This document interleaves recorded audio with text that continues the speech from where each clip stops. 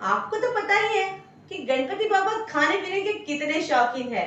तो इस गणेश उत्सव पर 10 के 10 दिन गणपति बाबा को अलग अलग तरह का भोग लगाया जाए तो आज मैं आपके साथ शेयर कर रही हूँ चूरमे के लड्डू की रेसिपी, जिसे मैं तैयार करूंगी गेहूं के आटे और गुड़ के साथ, जो बहुत ही ज्यादा हेल्दी और टेस्टी भी हो जाएंगे। तो शुरू करें। चूरमे के लड्डू तैयार करने के लिए सबसे पहले हम 2 कप जितना गेहूं का मोटा वाला आटा ले लेंगे। जो कोर्स सा पिसा हुआ मोटा आटा मिलता है ना चक्की पे, वही वाला आटा है ये। उसी के साथ 1/4 कप जितना देसी घी ले लिया है मैंने। घी और आटे दोनों चीज़ों को हम बहुत ही अच्छे से मिक्स कर लेंगे। घी यहाँ पर ना मौन का काम करेगा। उसी के साथ घी को हम इतना अच्छे से मिक्स करेंगे कि आटे को जब हम हाथ में एक साथ पकड़े ना तो उसकी मुट्ठी सी बन जाए। तो ये देख लीजिए किस तरह से मुट्ठी बंद करने पर आटा एक साथ इकट्ठा हो जाता है। तो बस इसी तरह से हमें इसका टेक्सचर तैयार कर देना है। घी थोड़ा बहुत भी कम नहीं होना चाहिए, अगर ज्यादा पड़ गया ना 1 चम्मच तो वो चल जाएगा। उसी के साथ आटा गूंथने के लिए हम यहाँ पर पानी का इस्तेमाल नहीं कर रहे। ये आटा हम दूध से गूंथेंगे। दूध हमने हल्का सा ल्यूकवार्म सा लिया हुआ है। इसी से हमारे जो लड्डू है ना वो सॉफ्ट तो बनेंगे ही, साथ में और भी ज़्यादा टेस्टी हो जाएंगे। तो यहाँ पर मैंने आटा फटाफट से गूंथ लिया है। बस इसे हमें करीब 15 से 20 मिनट के लिए रेस्ट के लिए छोड़ देना है। तो करीब 15 से 20 मिनट बाद आटा रेस्ट होने के बाद इस्तेमाल करने के लिए तैयार है। तो इसे हल्का सा ऊपर नीचे करने के बाद अब इसे हम क्या करेंगे, इसके मुठिया तैयार करेंगे। मुठिया कुछ इस तरह से तैयार करने हैं कि हमारी मुट्ठी के अंदर आ जाए, जिसके लिए हमें छोटा सा एक बॉल तैयार कर लेना है। उसे इस तरह से ओवल शेप का करना है और उसके बाद उसे कुछ इस तरह से हमारी आधी मुट्ठी के अंदर प्रेस कर देना है। तो ये देख लीजिए मुठिया बनकर तैयार हो गया है। देखा ना, बस इसी तरह से हमें मुठिया तैयार कर लेने हैं।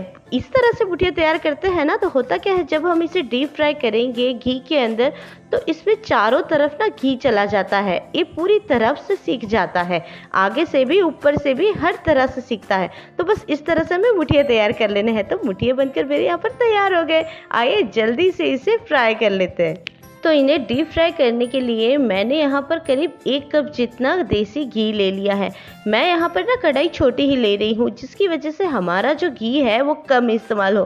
तो घी पूरा गर्म हो गया और उसके अंदर मैंने ये जो मुठिया है ना वो डाल दिए हैं।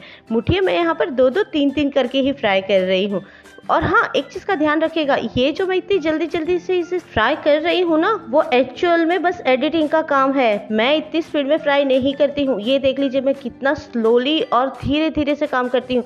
तो आप भी इसे बिल्कुल धीरे धीरे से ही करिएगा। फ्राई का काम है, वो जल्दबाजी भी नहीं होता है। तो मैं यहाँ पर सारे मुठिए एक बार डालकर फ्राई कर लेती हूँ। उसी के साथ ये मुठिए फ्राई होने में थोड़ा सा टाइम लगता है, इसे टाइमली ऊपर नीचे करते रहिएगा। तो मुठिए मेरे फ्राई हो गए हैं, उसे थोड़ा ठंडा होने के लिए एक बार साइड पर छोड़ दिया है। उसी के साथ थोड़े से ड्राई फ्रूट है, उसे रोस्ट करने के लिए मैंने यहाँ पर 2 चम्मच जितना घी डाल दिया। साथ ही में डाल दी मैंने आलमंड और काजू। इन दोनों चीज़ों को मैंने थोड़ा थोड़ा सा घी के अंदर रोस्ट करना है, इससे इसका स्वाद और भी बढ़ जाएगा। हल्का हल्का सा सीखने के बाद इसके अंदर थोड़ी सी किशमिश भी डाल दी है। तो यहाँ पर मेरे ड्राई फ्रूट अच्छे से रोस्ट हो गए हैं। ये देख लीजिए जो किशमिश है वो फूल भी गई है। तो इसे भी एक बार ठंडा होने के लिए साइड पे रख लेते हैं। तो आइए वापस से हमने जो मुठिया तैयार कर लिए थे ना उसे देखते हैं। तो मुठिया यहाँ पर ठंडे हो गए हैं और देखने में बड़े सही से सिके हैं। इसे थोड़ा सा धीमी आंच पर सेकना होता है, बस इस चीज का ध्यान रखना है। तो इन मुठिए को हाथ से ही हल्का हल्का सा ना पहले एक बार तोड़ लेते हैं, क्योंकि इसके बाद हम इसे मिक्सी में पीस कर इसका चूरमा तैयार करेंगे। तो यहाँ पर मैंने सारी मुठियों को इस तरह से हाथ से तोड़ लिया है।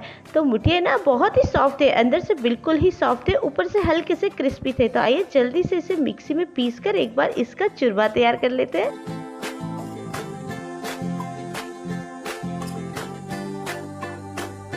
तो ये लीजिए चूरमा बनकर तैयार हो गया है। आजकल मिक्सी ऐसी चीज हो गई है ना कि सारे काम ना मिनटों में हो जाते हैं। उसी के साथ पीसते वक्त थोड़ा सा ध्यान रखना है कि हमें इतना मिक्सी को नहीं चलाना है कि बिल्कुल ही पाउडर हो जाए। हाँ, यहाँ पर मैंने हल्का सा इसे दरदरा सा पीसा हुआ है।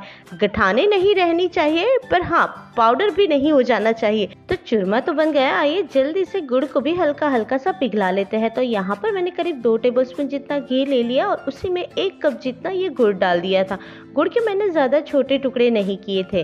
उसी के साथ गुड़ जब हम कढ़ाई में डालेंगे ना तो फ्लेम को बिल्कुल ही लो रखना है, साथ ही में इसे कांस्टेंट ऊपर नीचे करना है। और हाँ, इसे ज़्यादा नहीं सेकना है, गुड़ को फ्लफी नहीं बनाना है। अगर हम ज्यादा गुड़ सेक देंगे ना तो हमारे लड्डू जो है वो हार्ड हो जाएंगे। तो गुड़ यहाँ पर अच्छे से पिघल गया है, इसके अंदर कोई लम्स भी नहीं है। तो आइए जल्दी से इस चूरमे के अंदर इस गुड़ को हम डाल देते हैं और हल्का हल्का सा इसे मिक्स भी कर लेते हैं।